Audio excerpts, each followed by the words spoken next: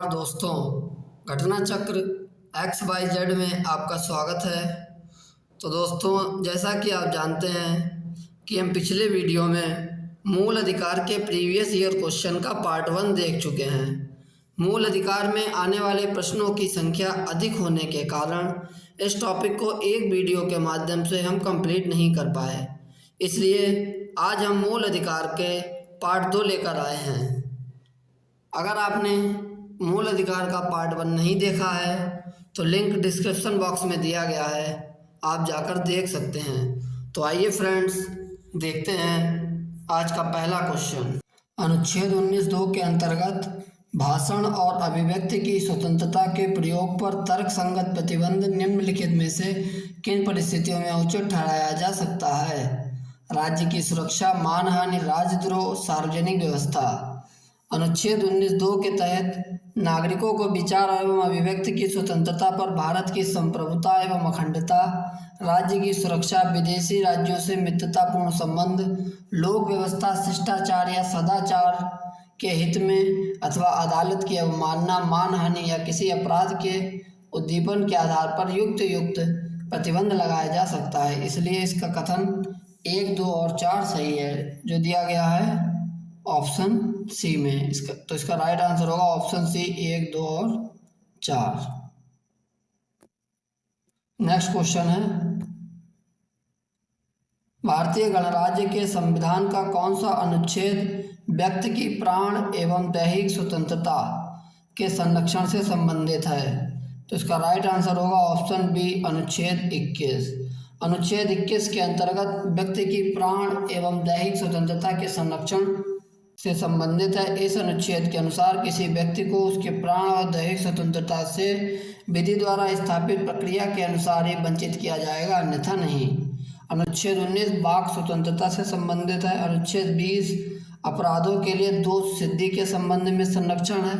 अनुच्छेद 22 में कुछ दशाओं में गिरफ्तारी और निरोध से संरक्षण से संबंधित है। नेक्स्ट क्वेश्चन है, भारतीय संविधान के किस अनुच्छेद में विधि की सम्यक प्रक्रिया के सिद्धांत को शामिल किया गया है? तो इसका राइट आंसर होगा ऑप्शन सी, अनुच्छेद 21।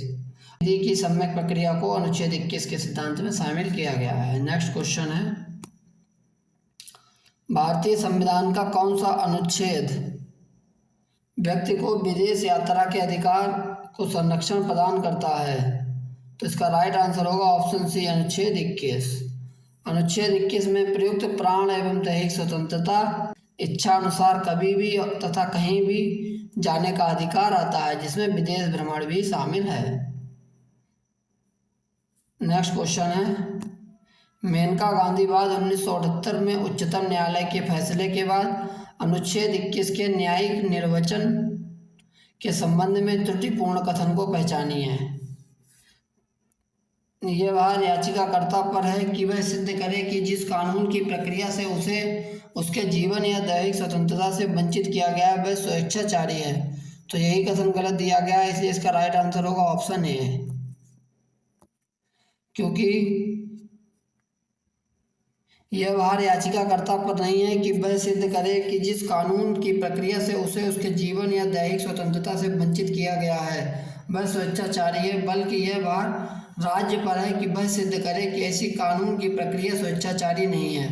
उच्चतम न्यायालय ने अपने निर्णय में कहा कि अनुच्छेद 21 के तहत विधि द्वारा स्थापित प्रक्रिया सही, न्याय संगत और युक्तिपूर्ण होनी चाहिए, न कि स्वेच्छाचारी, काल्पनिक या दमनकारी। कानून द्वारा स्थापित प्रक्रिया संयुक्त राज्य अमेरिका में विद्यमान उचित प्रक्रिया के मोटे तौर पर समानार्थक है, यह भी सही है। अनुच्छेद 21, 19 व 14 परस्पर अनन्य नहीं है, यह भी सही है। और जीवन के अधिकार में गरिमा के साथ जीने का अधिकार शामिल है, यह भी सही है। इसलिए तीनों कथन इसके सही हैं, कथन ए गलत है। नेक्स्ट क्वेश्चन है, निम्नलिखित में से किन्हें सर्वोच्च न्यायालय ने मौलिक अधिकार के रूप में मान्यता दी है? आवास का अधिकार, विदेश यात्रा का अधिकार, समान कार्य के लिए समान वेतन। तो इसका राइट आंसर होगा ऑप्शन डी, 1, 2 और 3। आवास का अधिकार अनुच्छेद 21 के अंतर्गत आता है, विदेश यात्रा का अधिकार भी अनुच्छेद 21 के अंतर्गत, और समान कार्य के लिए समान वेतन अनुच्छेद 14 और 16 को पढ़ने से समान कार्य के लिए समान वेतन का सिद्धांत प्राप्त होता है। नेक्स्ट क्वेश्चन है, निम्नलिखित अधिकारों में से कौन सा अधिकार अनुच्छेद 19(1)(d) को अनुच्छेद 21 से मिलाकर पढ़ने पर प्राप्त होता है? तो इसका राइट आंसर होगा ऑप्शन सी, एकांतता का अधिकार। अनुच्छेद 19(1)(d) भारत के राज्य क्षेत्र में सर्वत्र अबाध संचरण का अधिकार देता है और अनुच्छेद 21 में जीवन का अधिकार को मिलाकर पढ़ने पर एकांतता या निजता का अधिकार प्राप्त होता है।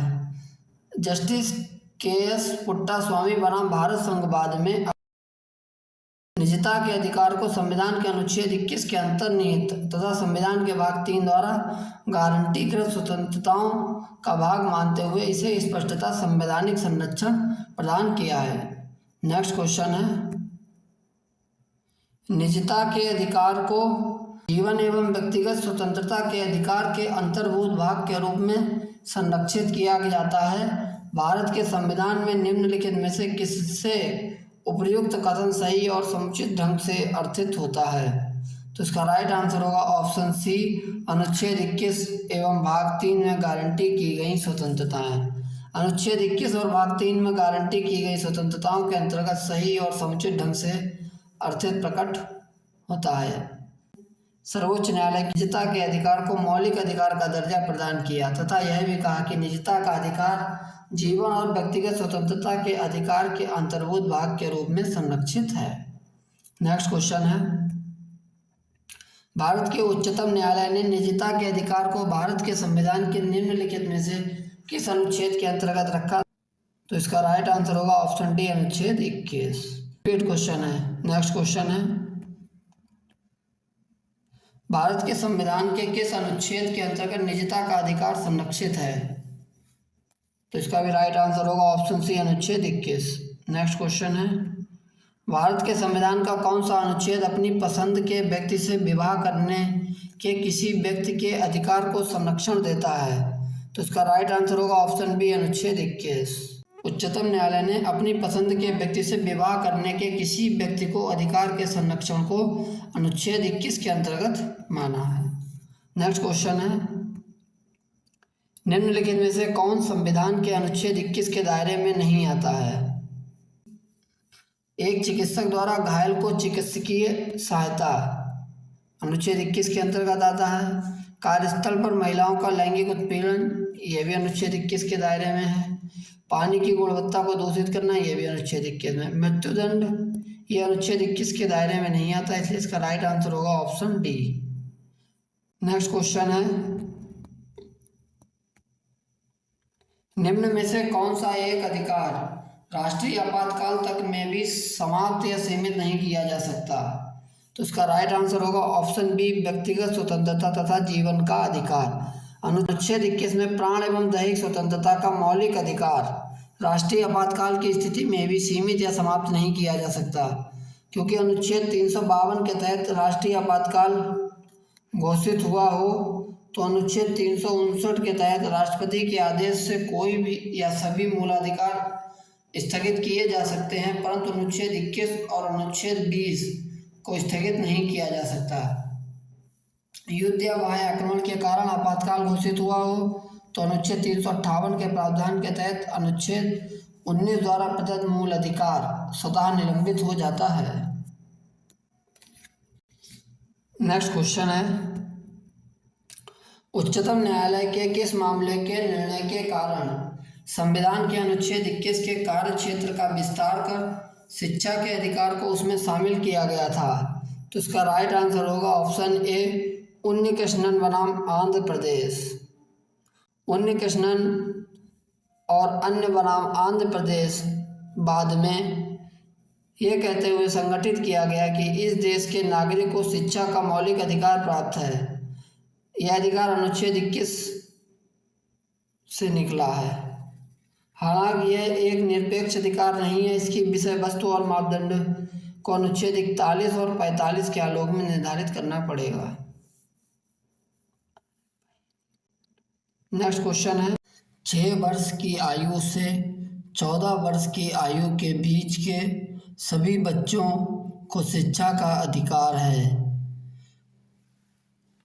86वें संविधान संशोधन 2002 के माध्यम से प्राथमिक शिक्षा को मूल अधिकार बनाया गया और अनुच्छेद 21 का के अनुसार 6 से 14 वर्ष की आयु के सभी बच्चों को निःशुल्क और अनिवार्य शिक्षा की व्यवस्था राज्य करेगा।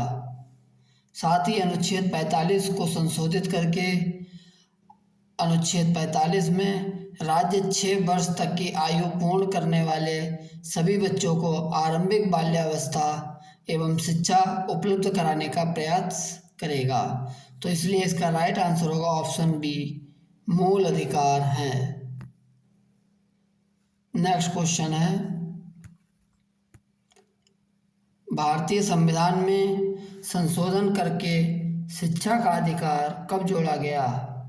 शिक्षा का अधिकार अधिनियम 2009 में संसद में पारित किया गया और संविधान संशोधन के साथ 1 अप्रैल 2010 से प्रभावी हुआ। तो इसलिए इसका राइट आंसर होगा option A, 1 April 2010। Next question है,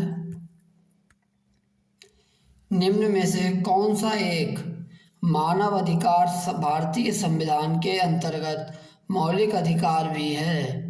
तो इसका राइट आंसर होगा ऑप्शन सी, शिक्षा का अधिकार। नेक्स्ट क्वेश्चन है, कथन और कारण दिया गया है। कथन है, राज्य 6 से 14 वर्ष के सभी बच्चों को निःशुल्क एवं अनिवार्य शिक्षा प्रदान करेगा। तो अनुच्छेद 21A के अनुसार राज्य 6 से 14 वर्ष के सभी बच्चों को निःशुल्क और अनिवार्य शिक्षा प्रदान करेगा, इसलिए इसका कथन ए सही है। कारण दिया गया है, एक प्रजातांत्रिक समाज में शिक्षा का अधिकार मानवाधिकार के रूप में विकास के अधिकार की व्याख्या के लिए अपरिहार्य है। तो शिक्षा का अधिकार एक महत्वपूर्ण मानव अधिकार भी है। एक प्रजातांत्रिक समाज में यह मानव अधिकार के रूप में विकास के अधिकार की व्याख्या के लिए अपरिहार्य है। व्यक्तित्व के विकास के लिए भी शिक्षा अनिवार्य है, तो इसलिए इसका कारण भी सही है और ए का सही स्पष्टीकरण आर है। तो इसलिए इसका राइट आंसर होगा ऑप्शन ए और आर दोनों सही हैं और ए का सही स्पष्टीकरण आर है। नेक्स्ट क्वेश्चन है, भारत के संविधान में शोषण के विरुद्ध अधिकार द्वारा निम्नलिखित में से कौन से परिकल्पित हैं? पहला है मानव देह का व्यापार और बंधुआ मजदूरी बेगारी का निषेध।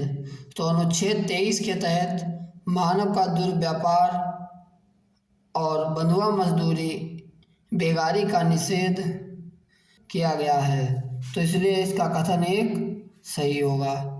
दूसरा है अस्पृश्यता का उन्मूलन। अस्पृश्यता का उन्मूलन अनुच्छेद 17 में दिया गया है, तो ये शोषण के विरुद्ध अधिकार में नहीं आता है, ये समता का अधिकार से संबंधित है, इसलिए कथन 2 गलत होगा। कथन 3 है अल्पसंख्यकों के हितों की सुरक्षा। तो अल्पसंख्यकों के हितों की सुरक्षा अनुच्छेद 29 में वर्णित है, तो इसलिए ये भी सही नहीं है। चौथा दिया गया है कारखानों और खदानों में बच्चों के नियोजन का निषेध। तो ये अनुच्छेद 24 के तहत कारखानों या खदानों में बच्चों के नियोजन का प्रतिषेध या निषेध किया गया है, तो इसलिए इसका कथन 1 और 4 सही होगा। जो दिया गया है 1 और 4 ऑप्शन सी में, इसलिए इसका राइट आंसर होगा ऑप्शन सी। नेक्स्ट क्वेश्चन है, भारतीय संविधान का कौन सा अनुच्छेद बच्चों के शोषण के विरुद्ध मौलिक अधिकार से संबंधित है? तो इसका राइट आंसर होगा ऑप्शन डी, अनुच्छेद 24। अनुच्छेद 24 के अनुसार 14 वर्ष से कम आयु के किसी भी बालक को किसी कारखाने या खदान में काम करने के लिए नियोजित नहीं किया जाएगा। नेक्स्ट क्वेश्चन है, भारत के संविधान का अनुच्छेद 24 जोखिमपूर्ण कार्यों से संबंधित कारखानों में बालकों के नियोजन को निषेध करता है, ऐसा निषेध है। तो अनुच्छेद 24 के अनुसार जोखिमपूर्ण कार्यों से संबंधित कारखानों में बालकों के नियोजन का पूर्ण निषेध करता है। इस अनुच्छेद के अनुसार 14 वर्ष से कम आयु के किसी भी बालक को किसी कारखाने या खदान में काम करने के लिए नियोजित नहीं किया जाएगा। इसलिए इसका राइट आंसर होगा ऑप्शन ए, पूर्ण निषेध। नेक्स्ट क्वेश्चन है, भारत के संविधान के अंतर्गत कौन सा अनुच्छेद कारखानों में बालकों के नियोजन का प्रतिषेध करता है? तो इसका राइट आंसर होगा ऑप्शन डी, अनुच्छेद 24। रिपीट क्वेश्चन है। नेक्स्ट क्वेश्चन है, मूल अधिकारों से संबंधित संविधान के निम्नलिखित अनुच्छेदों में से कौन एक प्रत्यक्ष रूप से बालकों के शोषण से संबद्ध है? तो इसका राइट आंसर होगा ऑप्शन सी, अनुच्छेद 24। नेक्स्ट क्वेश्चन है, ICCPR के अनुच्छेद द्वारा बाल अधिकार को सुरक्षित किया गया है। तो इसका राइट आंसर होगा ऑप्शन बी, अनुच्छेद 24। ICCPR यानी international covenant on civil and political rights के अनुच्छेद 24 द्वारा बाल अधिकार को सुरक्षित किया गया है। नेक्स्ट क्वेश्चन है, संविधान का कौन सा अनुच्छेद दोष सिद्धि के संबंध में अभियुक्तों को दोहरे दंड एवं स्व अभिशंसन से संरक्षण प्रदान करता है? संविधान के अनुच्छेद 20(2) के अनुसार किसी व्यक्ति को एक अपराध के लिए एक से अधिक बार दंडित नहीं किया जा सकता, और अनुच्छेद 20(3) के अनुसार किसी अपराध के लिए अभियुक्त किसी व्यक्ति को स्वयं अपने विरुद्ध गवाही देने के लिए बाध्य नहीं किया जाएगा। इसलिए इसका राइट आंसर होगा ऑप्शन डी, अनुच्छेद 20। नेक्स्ट क्वेश्चन है, किसी अपराध के अभियुक्त को स्वयं अपने विरुद्ध गवाह बनने के लिए बाध्य नहीं किया जा सकता। भारतीय संविधान के किस अनुच्छेद में यह प्रावधान है? तो उसका राइट आंसर होगा ऑप्शन ए, अनुच्छेद 20(3) में। रिपीट क्वेश्चन है। नेक्स्ट क्वेश्चन है, किसी व्यक्ति को एक ही अपराध के लिए एक बार से अधिक अभियोजित और दंडित नहीं किया जाएगा। अपराधों के लिए दोष सिद्धि के संबंध में उपरोक्त संरक्षण किस अनुच्छेद के अंतर्गत दिया गया है? तो इसका राइट आंसर होगा ऑप्शन बी, अनुच्छेद 20। अनुच्छेद 20(2) के अनुसार किसी व्यक्ति को एक अपराध के लिए एक से अधिक बार दंडित नहीं किया जाएगा। नेक्स्ट क्वेश्चन है, निम्नलिखित में से कौन भारतीय संविधान के अनुच्छेद 20 का हिस्सा नहीं है? अनुच्छेद 20 के अनुसार दोहरे दंड की धारा, कायोत्तर विधि और स्वयं के विरुद्ध साक्षी होने से निषेध इसका हिस्सा है। अतः अनुच्छेद 20 कायोत्तर विधि अर्थात ऐसी विधियां जो आरोपित अपराध के समय प्रबद्ध नहीं हैं तथा एक ही अपराध के लिए दोहरे दंड से संरक्षण तथा किसी अपराध के लिए अभियुक्त को स्वयं अपने विरुद्ध साक्षी होने का संरक्षण प्रदान करता है, जबकि अनुच्छेद 20 में यातना के विरुद्ध निषेध शामिल नहीं है। इसलिए इसका राइट आंसर होगा ऑप्शन सी। नेक्स्ट क्वेश्चन है, बंदी बनाए गए व्यक्ति के मौलिक अधिकारों की रक्षा किस अनुच्छेद से प्रदत्त है? बंदी बनाए गए व्यक्ति के मौलिक अधिकारों की रक्षा अनुच्छेद 22 में प्रदत्त है। कुछ दशाओं में निरोध और गिरफ्तारी से संरक्षण प्रदान किया गया है। अनुच्छेद 22 में बंदी बनाए गए व्यक्ति के पास ये मौलिक अधिकार है कि उसे गिरफ्तारी से पहले सूचना देना और कारण बताना, वकील करने का अधिकार और गिरफ्तारी के 24 घंटे के अंदर नज़दीकी मजिस्ट्रेट के समक्ष पेश करने के अधिकार से वंचित नहीं किया जाएगा। तो इसलिए इसका राइट आंसर होगा ऑप्शन डी, अनुच्छेद 22। नेक्स्ट क्वेश्चन है, निम्नलिखित में से कौन सुमेलित नहीं है? अनुच्छेद 22(1) स्वयं की पसंद के अधिवक्ता द्वारा प्रतिरक्षा का अधिकार, तो ये सही है। अनुच्छेद 22(1) में स्वयं की पसंद का वकील करने का अधिकार होता है। अनुच्छेद 22(4) निवारक निरोध का उपबंध करने वाली कोई विधि 3 माह से अधिक निरुद्ध किया जाना प्राधिकृत नहीं करेगी। तो ये भी कथन सही है, क्योंकि 22(4) के अनुसार अगर किसी व्यक्ति को निवारक नज़रबंदी में गिरफ्तार किया जाता है तो उसे अधिकतम 3 माह तक नज़रबंदी में रखा जा सकता है। तो इसलिए इसका कथन 2 भी सही है। तीसरा दिया गया अनुच्छेद 22(2) संसद विधि द्वारा उन परिस्थितियों का निर्धारण कर सकेगी जिसके अंतर्गत 3 माह से अधिक निरुद्ध किया जा सकेगा। तो गलत दिया गया है, क्योंकि अनुच्छेद 22(2) के अनुसार प्रत्येक व्यक्ति को जो गिरफ्तार किया गया है और अभिरक्षा में निरुद्ध रखा गया है, गिरफ्तारी के स्थान से मजिस्ट्रेट के न्यायालय तक जाने के लिए आवश्यक समय को छोड़कर ऐसी गिरफ्तारी में 24 घंटे के अंदर नज़दीकी मजिस्ट्रेट के समक्ष पेश किया जाएगा। ऐसे व्यक्ति को मजिस्ट्रेट के प्राधिकार के बिना उक्त अवधि से अधिक अवधि के लिए अभिरक्षा में निरुद्ध नहीं रखा जाएगा। तो इसलिए ये कथन गलत है, इसलिए इसका राइट आंसर होगा ऑप्शन सी। संसद विधि द्वारा उन परिस्थितियों का निर्धारण कर सकती है जिसके अंतर्गत 3 माह से अधिक निरुद्ध किया जा सकेगा।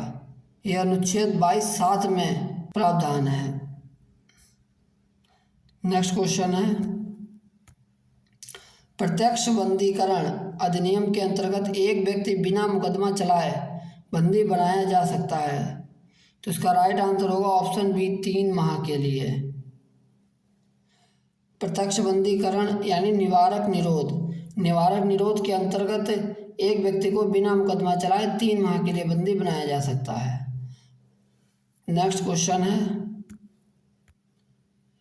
प्रिवेंटिव डिटेंशन के अंतर्गत एक व्यक्ति को बिना मुकदमा चलाए बंदी बनाकर रखा जा सकता है। तो इसका राइट आंसर होगा बी, ऑप्शन 3 माह तक। नेक्स्ट क्वेश्चन है, निम्नलिखित कथनों पर विचार करिए। पहला है, भारत के संविधान के अनुसार केंद्र सरकार का यह एक दायित्व है कि वह राज्यों को आंतरिक विक्षोभों से बचाए। तो अनुच्छेद 355 के अनुसार केंद्र सरकार का यह कर्तव्य है कि वह बाह्य आक्रमण और आंतरिक अशांति से प्रत्येक राज्य की संरक्षा करे और प्रत्येक राज्य की सरकार का इस संविधान के उपबंध के अनुसार चलाया जाना सुनिश्चित करे। तो इसलिए पहला कथन सही है। दूसरा है, भारत का संविधान राज्यों को निवारक निरोध में रखे जा रहे किसी व्यक्ति को विधिक काउंसिल उपलब्ध कराने से छूट प्रदान करता है। तो अनुच्छेद 22(1) के अनुसार किसी व्यक्ति को जो गिरफ्तार किया गया है, ऐसी गिरफ्तारी के कारणों से यथाशीघ्र अवगत कराए बिना अभिरक्षा में निरुद्ध नहीं रखा जाएगा या अपनी रुचि के विधि व्यवसायी से परामर्श करने, प्रतिरक्षा कराने के अधिकार से वंचित नहीं रखा जाएगा। अनुच्छेद 22(3) के तहत उपयुक्तवाद निवारक निरोध का उपबंध करने वाली विधि के अधीन गिरफ्तार या निरुद्ध व्यक्ति पर लागू नहीं होती। तो इसलिए इसका कथन 2 भी सही है। कथन तीसरा है, आतंकवाद निवारण अधिनियम 2002 के अनुसार पुलिस के समक्ष अभियुक्त की संस्वीकृति को साक्ष्य के रूप में प्रयुक्त नहीं किया जा सकता। आतंकवाद निवारण अधिनियम 2002 के अनुसार पुलिस अधिकारी के समक्ष अभियुक्त की संस्वीकृति, जिसे पुलिस अधिकारी द्वारा लिखित रूप में या किसी यांत्रिक अथवा इलेक्ट्रॉनिक उपकरण पर दर्ज किया गया हो, को उस अधिनियम के तहत अपराध के लिए ऐसे व्यक्ति के मुकदमे में साक्ष्य के रूप में प्रयुक्त किया जा सकता है। तो इसलिए इसका कथन 3 गलत है। तो इसलिए इसका राइट आंसर होगा कथन 1 और 2 सही हैं। कितने कथन सही हैं? तो केवल 2, इसलिए इसका राइट आंसर होगा ऑप्शन बी। नेक्स्ट क्वेश्चन है, भारत के संदर्भ में निम्नलिखित कथनों पर विचार कीजिए।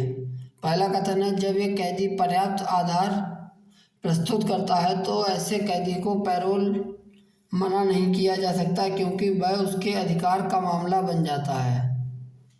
पैरोल किसी भी कैदी का अधिकार नहीं है, चाहे वो कितने भी आधार प्रस्तुत करे। ये पैरोल कैदी का अधिकार नहीं होता है तथा इसे विशेष कारण या परिस्थिति के आधार पर ही प्रदान किया जाता है।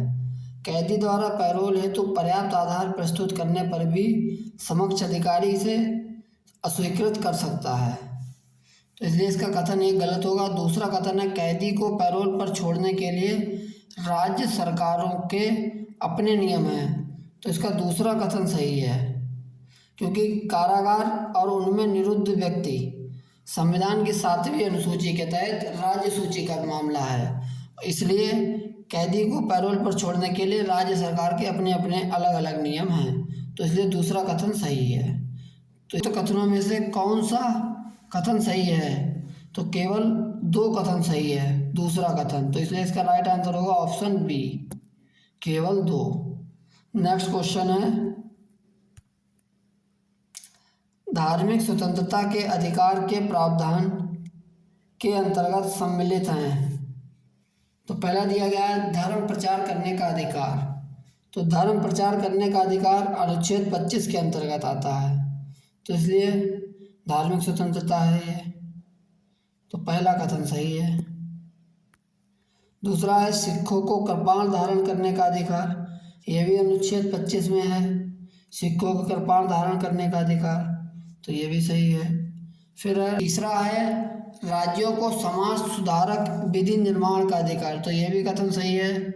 यह भी एक धार्मिक स्वतंत्रता में आता है, क्योंकि राज्यों को समाज सुधारक विधि निर्माण करने का अधिकार है। और चौथा दिया गया है धार्मिक निकायों को लोगों का धर्म परिवर्तन कराने का अधिकार। तो ये कोई भी धार्मिक अधिकार, धार्मिक स्वतंत्रता का अधिकार नहीं है, क्योंकि धर्म परिवर्तन कराने का कोई भी अधिकार किसी भी व्यक्ति को नहीं है।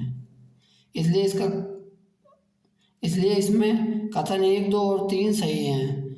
तो सही उत्तर का चयन करना है, तो इसका 1, 2 और 3 दिया गया है ऑप्शन ए में। तो इसलिए इसका राइट आंसर होगा ऑप्शन ए। नेक्स्ट क्वेश्चन है, संविधान के किस अनुच्छेद के अंतर्गत सिखों द्वारा कृपाण धारण करना धार्मिक स्वतंत्रता का अंग माना गया है? तो इसका राइट आंसर होगा ऑप्शन बी, अनुच्छेद 25। नेक्स्ट क्वेश्चन है, भारतीय संविधान के अनुच्छेद 25 का संबंध है। तो इसका राइट आंसर होगा ऑप्शन सी, धर्म की स्वतंत्रता से। नेक्स्ट क्वेश्चन है, भारतीय संविधान के अनुच्छेद 25 में प्रयुक्त हिंदू शब्द किसे सम्मिलित नहीं करता है? बौद्ध को, पारसी को, जैन को, सिखों को। तो पारसियों को यह सम्मिलित नहीं करता है, इसलिए इसका राइट आंसर होगा ऑप्शन सी, क्योंकि बौद्ध, जैन और सिख ये सब हिंदू के अंतर्गत ही आते हैं। इसमें पारसी शब्द को सम्मिलित नहीं किया गया है, इसलिए इसका राइट आंसर होगा ऑप्शन सी। नेक्स्ट क्वेश्चन है, संविधान के अनुच्छेद 25 के अनुसार धर्म स्वतंत्र का अधिकार किसके अधीन नहीं है? सार्वजनिक व्यवस्था, स्वास्थ्य, सदाचार, मानववाद। तो इसका राइट आंसर होगा ऑप्शन डी, मानववाद। धर्म स्वतंत्र का अधिकार मानववाद के अधीन नहीं है। अनुच्छेद 25 के अनुसार लोक व्यवस्था, सदाचार और स्वास्थ्य के उपबंधों को अधीन रहते हुए सभी व्यक्तियों को अंतःकरण की स्वतंत्रता का और धर्म के अबाध रूप से मानने, आचरण करने और प्रचार करने का समान अधिकार होगा। इसमें मानववाद सम्मिलित नहीं है। नेक्स्ट क्वेश्चन है, संविधान के अनुच्छेद 26 में धार्मिक कार्यों के प्रबंध की स्वतंत्रता पर क्या प्रतिबंध लगाया गया है? तो लोक व्यवस्था, सदाचार और स्वास्थ्य का प्रतिबंध लगाया गया है। तो इस लोक 1, 4, 5 इसका सही आंसर होगा। 1, 4, 5 दिया गया है ऑप्शन डी में, इसलिए इसका राइट आंसर होगा ऑप्शन डी। लोक व्यवस्था, सदाचार और स्वास्थ्य के उपबंधों के अधीन रहते हुए सभी व्यक्तियों को अंतःकरण की स्वतंत्रता का और धर्म के अबाध रूप से मानने, आचरण करने और प्रचार प्रसार करने का समान अधिकार होगा। नेक्स्ट क्वेश्चन है, तो दोस्तों अगर आपको वीडियो अच्छी लग रही हो तो वीडियो को लाइक करें, चैनल को सब्सक्राइब करें और अपने दोस्तों में शेयर करते रहें। नेक्स्ट क्वेश्चन है, निम्नलिखित में से कौन सा एक सुमेलित नहीं है? तो अनुच्छेद 23 मानव के दुर्व्यापार और बलात्श्रम का प्रतिबंध। तो ये तो सही है, सही सुमेलित है, क्योंकि अनुच्छेद 23 में मानव के दुर्व्यापार और बलात्श्रम का प्रतिबंध है। अनुच्छेद 24 कारखानों आदि में बालकों के नियोजन का प्रतिषेध, ये भी सही है। अनुच्छेद 26 धार्मिक कार्यों के प्रबंध की स्वतंत्रता है, ये भी सही है। अनुच्छेद 29 शिक्षण संस्थानों की स्थापना और प्रशासन करने का अल्पसंख्यक वर्गों का अधिकार, तो ये गलत दिया गया है, इसलिए इसका राइट आंसर होगा ऑप्शन डी, क्योंकि अनुच्छेद 29 अल्पसंख्यक वर्गों के हितों के संरक्षण से संबंधित है, न कि शिक्षण संस्थानों की स्थापना और प्रशासन करने का अल्पसंख्यक वर्गों का अधिकार। अल्पसंख्यकों को शिक्षा संस्थानों की स्थापना और प्रशासन का अधिकार अनुच्छेद 30 से प्राप्त होता है, इसलिए इसका राइट आंसर होगा ऑप्शन डी। नेक्स्ट क्वेश्चन है, निम्नलिखित युग्मों में से कौन सा सही सुमेलित नहीं है? मानव के दुर्व्यापार और बलात्श्रम का प्रतिषेध, अनुच्छेद 23, तो ये तो सही है। दूसरा है अल्पसंख्यक वर्गों के हितों का संरक्षण, अनुच्छेद 29, ये भी सही है। और तीसरा दिया गया है संवैधानिक उपचारों का अधिकार, अनुच्छेद 32, ये भी सही है। फिर है शिक्षा संस्थानों की स्थापना तथा प्रशासन करने का अल्पसंख्यक वर्गों का अधिकार, अनुच्छेद 31, तो ये गलत है, इसलिए इसका राइट आंसर होगा ऑप्शन डी, क्योंकि शिक्षा संस्थानों की स्थापना तथा प्रशासन करने का अल्पसंख्यक वर्गों का अधिकार अनुच्छेद 30 से प्राप्त होता है, न कि अनुच्छेद 31 में। अनुच्छेद 31 संपत्ति का अनिवार्य अर्जन से संबंधित था, जिसे 44वें संविधान संशोधन 1978 द्वारा निश्चित कर दिया गया था। नेक्स्ट क्वेश्चन है, भारतीय संविधान का कौन सा अनुच्छेद अल्पसंख्यकों को अपनी मनपसंद शिक्षण संस्थानों को स्थापित और संचालित करने के अधिकार को संरक्षण प्रदान करता है? तो इसका राइट आंसर होगा ऑप्शन डी, अनुच्छेद 30। अनुच्छेद 30 के अनुसार अपनी रुचि की शिक्षा संस्थानों की स्थापना, प्रशासन करने का अधिकार धर्म या भाषा पर आधारित सभी अल्पसंख्यक वर्गों को प्रदान किया गया है। नेक्स्ट क्वेश्चन है, भारतीय संविधान के निम्नलिखित में से किस अनुच्छेद में यह व्यवस्था की गई है कि सभी अल्पसंख्यकों को अपनी रुचि की शिक्षा संस्थानों की स्थापना और प्रशासन करने का अधिकार होगा? तो इसका राइट आंसर होगा ऑप्शन सी, अनुच्छेद 30। रिपीट क्वेश्चन है। नेक्स्ट क्वेश्चन है, नीचे दो कथन दिए गए हैं, कथन ए और दूसरे को कथन आर कहा गया है। कथन ए, भारतीय संविधान का अनुच्छेद 30 अल्पसंख्यक वर्ग को परिभाषित नहीं करता है, तो कथन सही दिया गया है, क्योंकि अनुच्छेद 30 अल्पसंख्यक वर्ग को परिभाषित नहीं करता है। अनुच्छेद 30 में भाषाई और धार्मिक अल्पसंख्यक वर्ग को मान्यता प्रदान की गई है, और कारण दिया गया है संविधान केवल भाषाई और धार्मिक अल्पसंख्यक वर्ग को मान्यता प्रदान करता है, तो कारण आर भी सही है, क्योंकि संविधान केवल भाषाई और धार्मिक अल्पसंख्यक वर्ग को मान्यता प्रदान करता है। कथन और कारण दोनों सही हैं, लेकिन इसकी सही व्याख्या नहीं है, तो इसलिए इसका राइट आंसर होगा ऑप्शन बी। ए और आर दोनों सही हैं, परंतु आर कथन ए की सही व्याख्या नहीं है। नेक्स्ट क्वेश्चन है, भारतीय संविधान मान्यता देता है केवल धार्मिक अल्पसंख्यक, केवल भाषाई अल्पसंख्यक, धार्मिक और भाषाई अल्पसंख्यक, तो इसलिए इसका राइट आंसर होगा ऑप्शन सी, धार्मिक और भाषाई अल्पसंख्यकों को भारतीय संविधान मान्यता देता है। नेक्स्ट क्वेश्चन है, निम्नलिखित में से किसको संविधान द्वारा मौलिक अधिकारों को लागू करने की शक्ति दी गई है? अनुच्छेद 13 के अनुसार मूल अधिकारों के उल्लंघन के विरुद्ध न्यायालयों को न्यायिक पुनर्विलोकन की शक्ति प्राप्त है, इसलिए इसका राइट आंसर होगा ऑप्शन डी, सर्वोच्च न्यायालय और उच्च न्यायालय को। नेक्स्ट क्वेश्चन है, मौलिक अधिकारों का संरक्षक है, तो इसका राइट आंसर होगा ऑप्शन ए, न्यायपालिका। नेक्स्ट क्वेश्चन है, संविधान के अंतर्गत मूल अधिकारों का संरक्षक कौन है? तो इसका राइट आंसर होगा ऑप्शन सी, सर्वोच्च न्यायालय। नेक्स्ट क्वेश्चन है, भारतीय संविधान के अंतर्गत निम्नलिखित में से किसे मूल अधिकारों के संरक्षक समझा जाता है? तो इसका राइट आंसर होगा न्यायपालिका को, ऑप्शन सी। तो ये आपका लास्ट क्वेश्चन था। तो फ्रेंड्स, अगर आपको वीडियो अच्छी लगी हो तो वीडियो को लाइक करें, चैनल को सब्सक्राइब करें और अपने दोस्तों में शेयर करें। थैंक यू दोस्तों।